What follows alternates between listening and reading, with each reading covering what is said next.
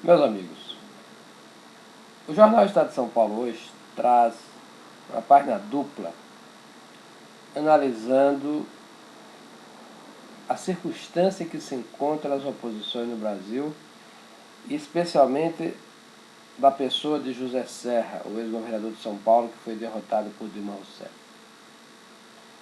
Quais são os fatos? O Serra candidatou-se a presidente provavelmente no auge da sua força política. Deixou o governador de Minas, Aécio Neves, de lado, impôs-se dentro do partido e marchou para a campanha presidencial, na qual amargou uma derrota que era mais ou menos inevitável.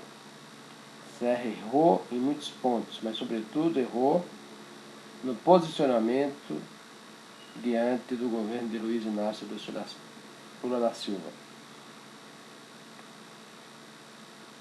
Lula e o PT ocupam o espectro à esquerda, onde é hegemônico o conjunto do partido com a figura, digamos assim, saliente do ex-presidente da República. E o Serra chegou a dizer que iria dar continuidade ao que o Lula fez e, mais ainda, que estava à esquerda do Lula. Eu tenho dito muitas vezes aqui que é um escândalo que as oposições no Brasil não façam um discurso de centro-direita.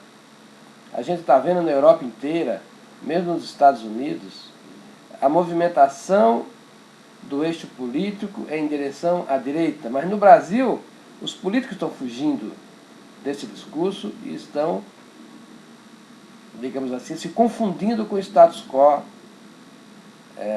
esquerdista.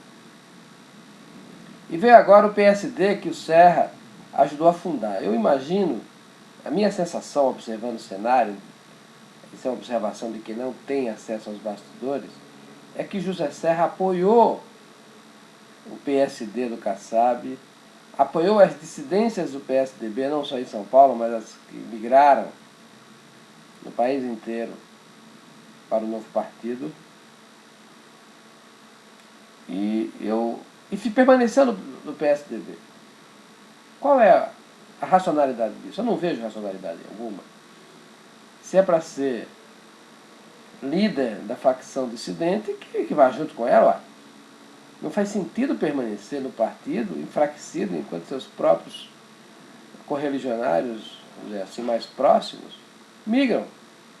E sem contar a sua aliança com o vice-governador, que é do DEM, o Guilherme Afif Domingos, que também migrou.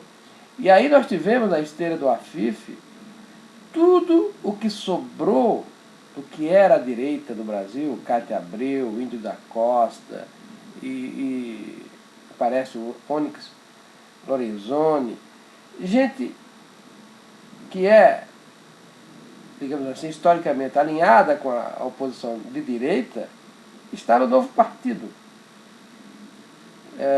Como é que o Serra vai se dar com essa gente? Como é que ele vai comandar essa gente? Como é que ele vai querer liderar? É improvável.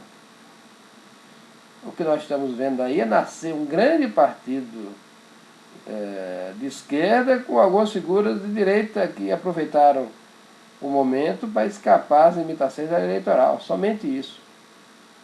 Em resumo, a gente está vendo aí que aquele auge de liderança e de poder que Serra tinha, em setembro do ano passado, ele murchou de uma maneira muito veloz. Ele perdeu liderança dentro do PSDB, perdeu influência sobre o PMDB, e apesar de apoiar o Kassab e sua iniciativa partidária nova, também não é figura de proa nesse novo partido. Eu penso que o Serra poderá ter uma aposentadoria precoce. Não se sabe ainda se será o nome do PSDB a candidatura da Prefeitura de São Paulo. Eu espero que não seja. Seria um ocaso político melancólico, como a gente viu com grandes figuras como Ulisses Guimarães, que acabaram de uma forma, vamos dizer assim, eleitoralmente fracassada. A disputa pela Prefeitura de São Paulo será uma briga de foice no escuro. E eu estou certo de que os principais candidatos serão o Afif e o candidato do PT, provavelmente a Marta Suplicy. À esquerda nós vamos ter a figura do ex-secretário de Educação, Gabriel Chalita, disputando votos com o PT, vai enfraquecer o PT. E do centro-direita a gente vai ter a própria figura do PSDB, seja lá quem for, enfraquecer a figura do Afif. Então, provavelmente teremos um segundo turno e aí sim as forças vão se alinhar para ver quem é o vencedor. O que se vê, portanto, é o enfraquecimento do ex-governador José Serra e, inversamente, o fortalecimento do governador Geraldo Alckmin. É um movimento natural. É um governador, ele pode ser candidato à reeleição, pode até ser candidato a presidente da República, ele pode ser o que quiser. O futuro político de Geraldo Alckmin é uma avenida aberta. O futuro político de José Serra é um túnel escuro. Eu não vejo espaço para ele. Ele é o passado. Ele já foi. Esses movimentos que foram feitos no começo de 2011 foram movimentos em falso, foram errados. Ele não podia ter apoiado a dissidência do PSDB, não podia ter dado esse apoio tão ostensivo ao PSD do Kassab.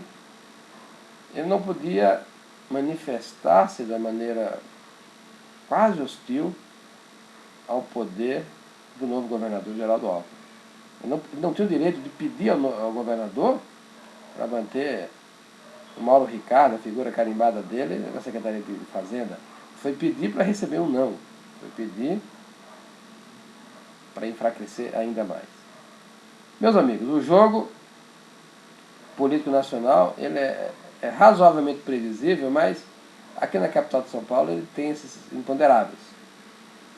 É claro que a tendência é a hegemonia do PT, ele ficar cada vez mais tempo, cada vez mais poderoso. Mas fatos novos estão surgindo, por exemplo, a inflação, por exemplo, a desindustrialização, por exemplo, o desencanto de muita gente da classe média com suas propostas políticas.